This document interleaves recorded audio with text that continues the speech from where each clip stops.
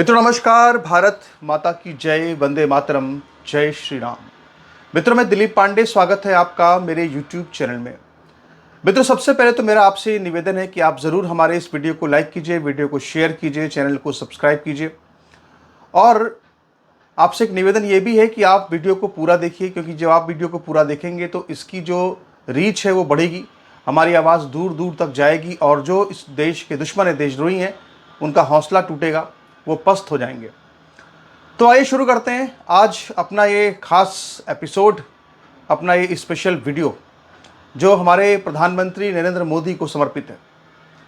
मित्रों पूरे देश के अंदर यूजीसी का माहौल चल रहा है और लगातार आप जानते हैं कि सभी लोग इसी तरह की वीडियो बना रहे हैं। कोई इसके फेवर में है, कोई इसके खिलाफ में है, कोई सबको शांत कर रहा है, भाई शांत हो जाओ, शांत हो जाओ, बस बहुत हुआ, ये सब चल रहा है।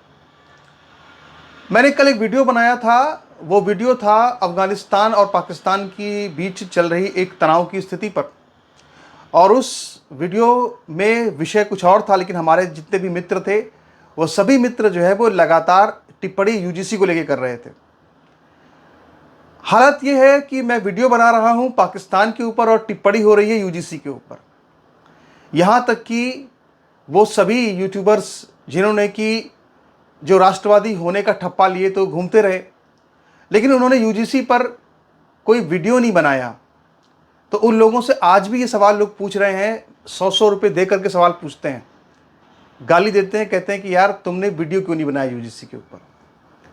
जिन लोगों ने यूजीसी, जो लोग लेख लिखते थे अच्छे अच्छे, मगर उन्होंने यूजीसी पर कोई लेख नहीं लिखा, वो लोग गालियां देकर आज तक पूछ रहे हैं भाई कि तुमने यूजीसी पर क्यों तुम कुछ नहीं बोले, तुम यूजीसी पर क्यों खामोश रहे। तो यूजीसी इस वक्त देश का एक बहुत बड़ा मुद्दा है। इस मुद्दे से कोई इधर उधर हो ही नहीं पा रहा।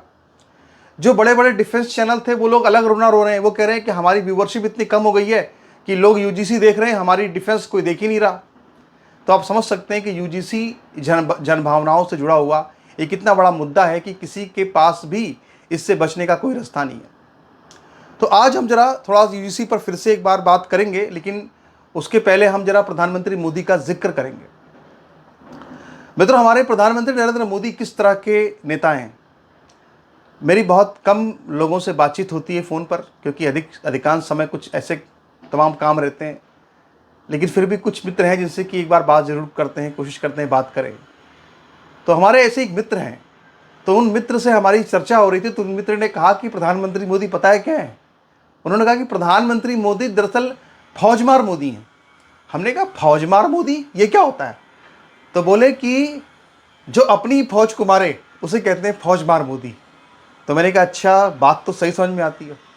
फिर अब देखिए लगातार समाचार किस तरह के आ रहे हैं, किस तरह के समाचार लगातार आ रहे हैं। अभी 2 दिन पहले एक बहुत बड़ा समाचार मध्य प्रदेश के भोपाल से आया। मित्रों भोपाल के अंदर बीजेपी के 69 यानी कि बीजेपी के 69 कार्यकर्ताओं के ऊपर, बीजेपी के 69 कार्यकर्ताओं के ऊपर SC/ST एक्ट लगा दिया गया है। समझ रहे हैं, बीजेपी के 69 कार्यकर्ताओं पर एक बार में SC/ST एक्ट लगा दिया गया। क्यों लगाया गया, जरा समझिए बात क्या है। दरअसल मध्य प्रदेश के भोपाल में बीजेपी के जो कार्यकर्ता हैं, उन्होंने कांग्रेस पार्टी के सामने कोई प्रदर्शन किया। कांग्रेस का आरोप है कि घुस करके तोड़फोड़ की। अब वो पूरा मामला क्या है ये तो नहीं पता, पर मैं आपको यहाँ पे ये पूरी कॉपी दिखा रहा हूँ, जो शिकायत वगैरह दर्ज हुई है उसकी पूरी विवरण यहाँ दिया हुआ है, आप देख सकते हैं। ये थाना हबीबगंज का पूरा मामला है।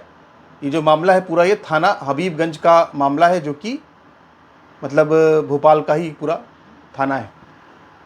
तो यहाँ पे 69 लोगों पर बीजेपी के SC/ST एक्ट लग गया। मोदी जी आपकी फौज है ये, इसीलिए लोग कहते हैं आपको साफ कि ये मोदी क्या है, मोदी फौजमार मोदी है, अपनी फौज को मारता है।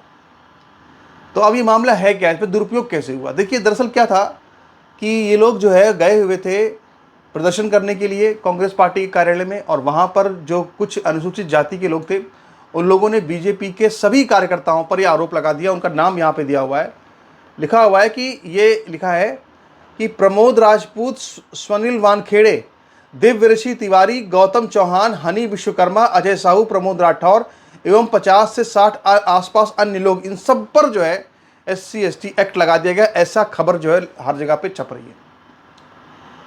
अब आप ये बताइए साहब, जरा सोचिए इस बारे में कि कैसे हैं हमारे प्रधानमंत्री मोदी जी। अब ये कार्यकर्ता क्या करेंगे बेचारे, अब ये SC/ST एक्ट को झेलेंगे। और इसमें लिखा हुआ है साहब कि कार्यालय में घुस गए और अनुसूचित जाति के कार्यकर्ताओं को भद्दी भद्दी गालियां अनुसूचित जाति के नाम पर दी गई। यानी गए थे बेचारे प्रोटेस्ट करने के लिए या गए थे किसी अन्य काम से, जो भी रहा हो, लेकिन वहां पे SC/ST का केस जो है उन पे लग गया और चुपचाप चले आए वहां से। अब वो जिंदगी भर केस लड़ते रहेंगे अपना। तो ये हमारे प्रधानमंत्री मोदी जी का चरित्र है, जो उन्होंने 2018 में करतूतें की हैं। उसके बाद भोपाल मध्य प्रदेश में जो हाल हुआ बीजेपी का, वो सबने देखा है। आज मैं जब चेक कर रहा था तो मैंने देखा गूगल पर लिखा SC/ST एक्ट मध्य प्रदेश, तो उसमें ज़्यादातर मामले जो आए वो उसमें बीजेपी के कार्यकर्ताओं के मामले आए कि बीजेपी के कार्यकर्ता पर, बीजेपी के नेता पर SC/ST एक्ट लग गया। और जब इन सब की हम बात करते हैं तो ये फौज मार मोदी सिर्फ फौज मार मोदी नहीं है, कहना नहीं चाहिए, मैं अपशब्दों का इस्तेमाल करना उचित नहीं मानता, लेकिन हमारे मोहन भागवत जी, उन्होंने किसको बुलाया अपने वहाँ पे नागपुर में? सलमान खान को बुलाया। सलमान खान कौन है? सलमान खान लव जिहाद की पैदाइश है, उसकी माँ हिंदू है, ठीक है। और आप ये सोचिए कि उस लव जिहाद की पैदाइश को बुला करके बाकायदा सम्मानित करके कहा कि भाई ये तो सलमान खान चरित्र निर्माण करेंगे। प्रशंसा करी भाई कि इनका फैशन देखिए, ये सलमान खान जो है वो अब संघ का, हिंदुओं का चरित्र निर्माण करेंगे। तो एक तरफ जो है वो आपके बजरंग दल वाले बेचारे वो गली गली में, कूचे कूचे में, देश के हर शहर में घूमते रहते हैं, लव जिहादियों को पकड़ते हैं, उनको ठोंकते हैं, अपनी जान दांव पर लगाते हैं, अपने ऊपर लगातार केस झेलते हैं और अपनी जान दांव पर लगाते हैं। कई बार तो उनके प्राण चले जाते हैं। आप सोचिए कि एक तरफ तो जो बजरंग दल है बेचारा, वो तो लव जिहाद के खिलाफ लड़ रहा है, और दूसरी तरफ नागपुर के अंदर जो है लव जिहादी को, किसी को या जिसकी वजह से लव जिहाद फैल रहा है, या सलमान खान को बुलाकर बैठाकर तुम उसकी प्रशंसा कर रहे हो कि राष्ट्र निर्माण करेगा। तो बताओ, फौज मार कहीं कि ना कहीं फिर अपनी फौज को मारते हैं ये लोग, ठीक है। तो एक तो ये मामला मैंने आपको बताया, और तमाम मामले ऐसे हैं। दूसरा मामला मैं अभी एक और आपको दिखाता हूँ मामला, ये देखिए जरा मामला भैया, ये तो बहुत ही खतरनाक मामला। जरा पढ़िए इसकी हेडलाइंस क्या लिखा है। भोपाल का, ये भी भोपाल का ही केस है। एट्रोसिटी एक्ट में जेल जाने के डर से सौरभ मिश्रा ने की आत्महत्या। अभी सौरभ मिश्रा कौन थे? ये सौरभ मिश्रा जो थे, पूरी खबर आप पढ़ेंगे तो आप चौंक जाएंगे भैया कि कैसे कैसे क्या क्या देश में हो रहा है इस SC/ST एक्ट के नाम पे। हालांकि मैं इस समाचार की पुष्टि नहीं कर सकता हूँ, साफ साफ पहले बता रहा हूँ, लेकिन मुझे इसको पढ़ के लग रहा है कि समाचार सही है, क्योंकि सोशल मीडिया पर वायरल है और मैंने चेक किया तो मुझे किसी बड़े अखबार में दिखा नहीं, पर मुझे लगता है कि ये किसी मध्य प्रदेश की लोकल अखबार की में छपा है ये। तो मैं पढ़ के सुना दे रहा हूँ, लेकिन मैं ये कह रहा हूँ कि अगर इस जो भी है इसकी संबंधित जांच होनी चाहिए। तो हमारे पास तो कुछ जांच एजेंसी है नहीं, हम करें तो हम बता दे रहे हुआ क्या है। क्या लिखा है इसमें लिखा है कि डॉक्टर शिवम मिश्रा के बाद एट्रोसिटी एक्ट के खौफ से मध्य प्रदेश में एक और कर्मचारी ने आत्महत्या कर ली। सिंगरौली जिले के अपर कलेक्टर रिजू बाफना द्वारा अपने बंगले में चतुर्थ श्रेणी कर्मचारी सौरभ मिश्रा को कान पकड़कर उठक बैठक लगवाने के बाद, यानी पहले सौरभ मिश्रा को बोला तुम उठक बैठक लगाओ, फिर इसके बाद अपने गनमैन उमेश सिंह गोंड से एट्रोसिटी एक्ट में रिपोर्ट दर्ज करवाकर जेल भिजवाने की धमकी दी गई। इससे दहशत जदा सौरभ मिश्रा ने 12 फरवरी की शाम को सल्फास खाकर आत्महत्या कर ली। अगर ये सच है घटना तो ये इस देश के लोकतंत्र के ऊपर एक तमाचा है। और मैं आज ये कहने को तो मुझे बहुत कुछ कहने को है, पर मैं वही है कि मैं अपशब्दों का इस्तेमाल नहीं करना चाहता, या फिर मैं उतना अपने संयम को तोड़ना नहीं चाहता। प्रधानमंत्री मोदी के प्रति क्या कहें, अब जिस व्यक्ति को हमने इतना सपोर्ट किया, इतना प्रमोट किया, हमेशा हर मंच पर, हर जगह जहां हम लोग गए, हर जगह गालियां खाई, उसको आदमी को हम क्या गाली दें। लेकिन देखिए एक सौरभ मिश्र का हाल क्या हुआ SC/ST एक्ट की वजह से। एक जेन्युइन कॉज को लेकर के सुप्रीम कोर्ट ने कहा था भाई कि इसमें कुछ चीज़ें सुधार की आवश्यकता है, लेकिन सुधार नहीं किया गया, बल्कि उसमें 47 और प्रावधान जोड़ दिए गए प्रधानमंत्री मोदी के द्वारा। तो यही है ना फौज मार मोदी। अबे सौरभ मिश्रा तो बीजेपी का ही वोटर होगा, ब्राह्मण व्यक्ति है भाई, कहते हैं बीजेपी ब्राह्मण बनिया ठाकुर की पार्टी है, सौरभ मिश्रा ब्राह्मण है। और इसीलिए मैं आपसे ये कह रहा हूँ, लिख कर ले लीजिए, अगर कोई बहुत बड़ी कलाकारी नहीं दिखाई बीजेपी ने, मानकर चलिए मध्य प्रदेश में बीजेपी का पूरा सूपड़ा साफ होने वाला है, पूरा सूपड़ा साफ हो जाएगा, कहीं बचेगी नहीं, इतना गुस्सा है। आप सामान्य वर्ग वहाँ पे बहुत बड़ी ताकत है, उसको आप इग्नोर नहीं कर सकते। तो ये इनकी यहाँ पर, ये आपने देख लिया भैया कि किस तरह से अत्याचार हो रहा है, ठीक है। इसके बाद देखिए नितिन शुक्ला जी क्या लिख रहे हैं, इसको जरा पढ़िए एक बार। फौज मार मोदी क्या है।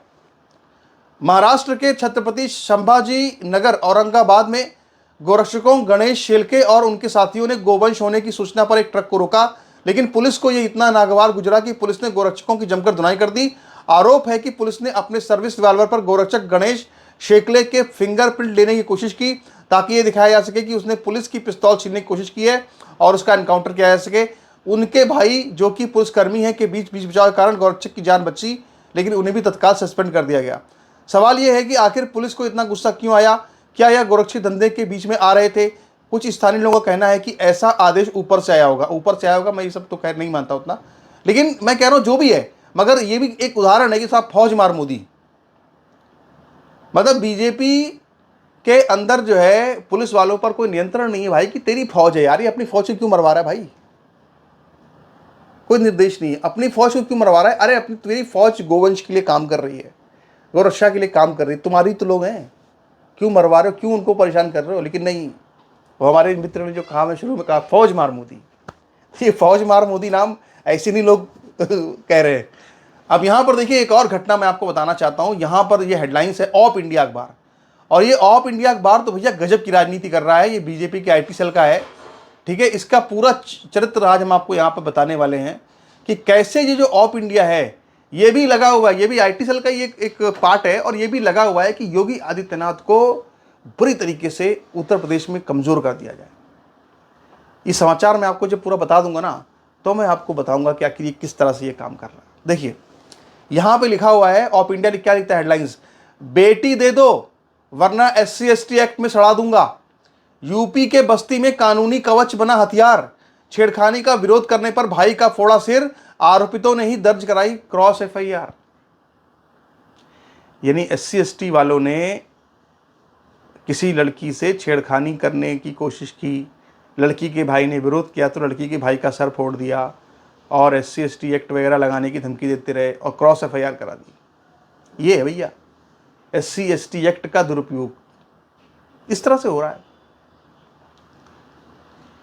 अब SC/ST एक्ट कैसे हट सकता है, या क्या हटाना सही है कि नहीं सही है, इस पर भी मैं आज थोड़ी सी बात करूंगा आपसे। तो ये जो पूरी की पूरी खबर है, इस खबर को पढ़ने से पहले मैं एक बात कहना चाहता हूं। जब UGC वाला रेगुलेशन आया था, उस वक्त मैंने अपने पोस्ट में ये लिखा था कि की ये जो UGC है, इसका उपयोग कॉलेज के अंदर जो सामान्य वर्ग की लड़कियां हैं उनको फंसाने के लिए मुसलमान भी करेंगे, और SC/ST एक्ट के लोग भी, SC/ST भी कर सकते हैं, कुछ खास लोग जो होंगे। मैं सबकी बात कभी नहीं करता, हर वर्ग में अच्छे बुरे लोग होते हैं, लेकिन जो बुरे लोग होंगे वो करेंगे।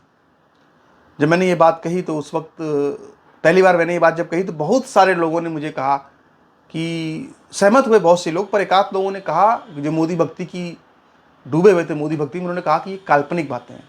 ये काल्पनिक बातें नहीं, ऐसे कई मामले पहले भी सामने आते रहे हैं, लेकिन अपनी बेटी की बदनामी के डर से कोई भी इस तरह के मामलों में थाने में FIR दर्ज नहीं कराता।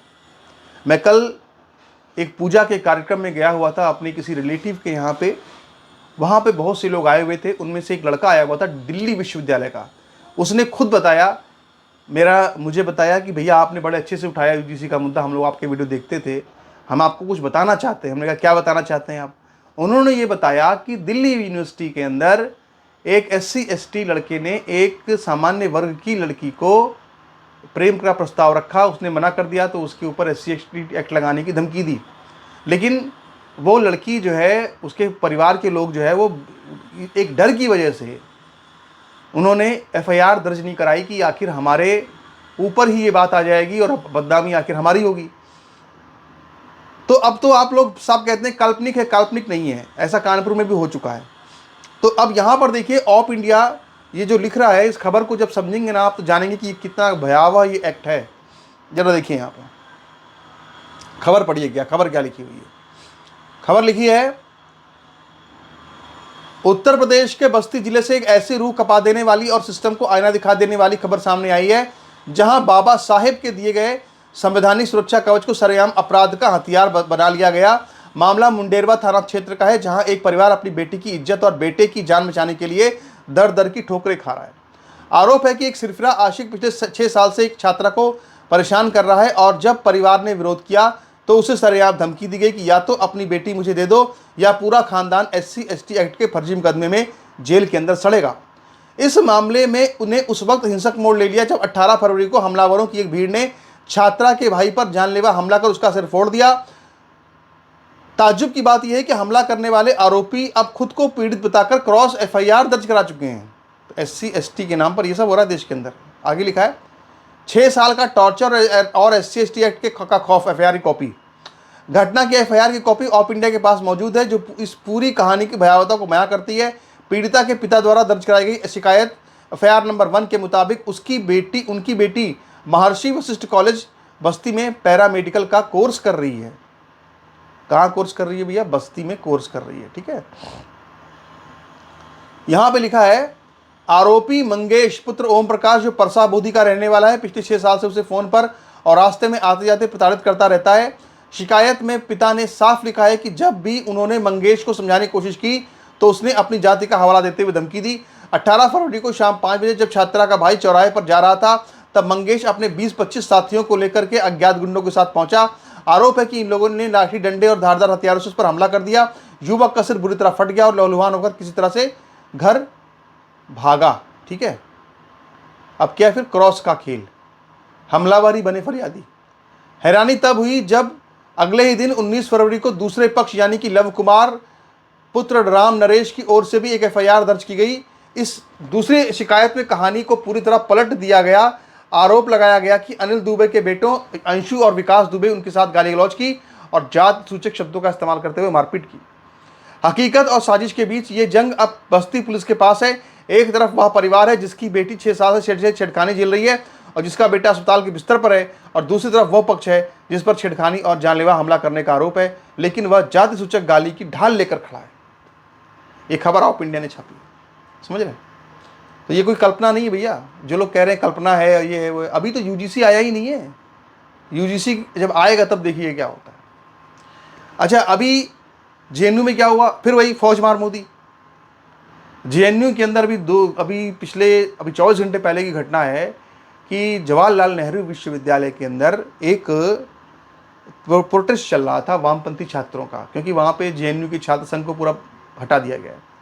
400 वामपंथी छात्रों का समूह जो था वो मार्च कर रहा था। साबरमती टी पॉइंट वहाँ पे कोई जगह है, वहाँ पे उन लोगों को मिलना था, ऐसा कुछ था। ABVP के भी 150 कार्यकर्ता वहाँ पर थे और उन 400 कार्यकर्ताओं ने वहाँ पे जम करके ABVP कार्यकर्ताओं को मारा पीटा। इसके बाद 15-16 लोग जो अस्पताल में भर्ती हो गए, सफदरजंग अस्पताल में भर्ती हैं। वो तो अलग घटना है। एक दूसरी घटना बड़ी खतरनाक हुई, वो ये हुई कि ABVP का एक छात्र जो है विजय जायसवाल, वो वहीं पर मौजूद किसी शौचालय में घुस गया कि जान बच जाएगी, लेकिन उस शौचालय का दरवाज़ा तोड़ करके उसमें शौचालय के अंदर जो है वो वहाँ पे एक जहरीले पाउडर, जहरीली गैसें वगैरह डाल दी गई। इसके बाद जब वो मुश्किल से निकला, वो मैसेज कर रहा है कि मुझे बचाओ, मुझे भीड़ ने घेर लिया है। वो मैसेज सब वायरल हैं। और इसके बाद वो लड़का जब निकलता है ना तो उसके वो उल्टी करता है, उसको इस तरह से उसकी स्थिति वहाँ हो गई थी। अब सोचो भैया कि जब UGC आ जाएगा तो क्या होगा इसके बाद फिर? तो ये ABVP कौन है? ये ABVP तो मोदी जी की फौज है ना, तो फिर से फौज मार मोदी, अपनी फौज को मारता है मोदी। तो ये और पूरे देश के अंदर जो है कितने BJP के कार्यकर्ता मार दिए गए, पश्चिम बंगाल में, केरल में, लेकिन प्रधानमंत्री मोदी ने कभी उनकी कोई सुध नहीं ली, कभी कोई सुध नहीं ली। तो ये हमारे फौज मार मोदी जी जो है वो अभी हमारे सर पर कितने दिन बैठे रहेंगे हमें तो नहीं पता। हम भी जानते हैं कि उन्होंने बहुत से अच्छे काम किए हैं, हम भी उनकी तारीफ़ करते हैं इस सब कामों के लिए, लेकिन जो देश की इंटरनल सिक्योरिटी है, जो देश के अंदर के दुश्मन है, जिनसे मेन लड़ाई थी, वो लड़ाई तो मोदी जी ने हिंदुओं को हरवा दी है, इसमें कहीं कोई दो राय नहीं है। आपके इस पर क्या विचार हैं? अपने विचार रखिए, अपनी टिप्पणी कीजिए, वीडियो को लाइक कीजिए, वीडियो को शेयर कीजिए, चैनल को सब्सक्राइब कीजिए। नमस्कार, धन्यवाद।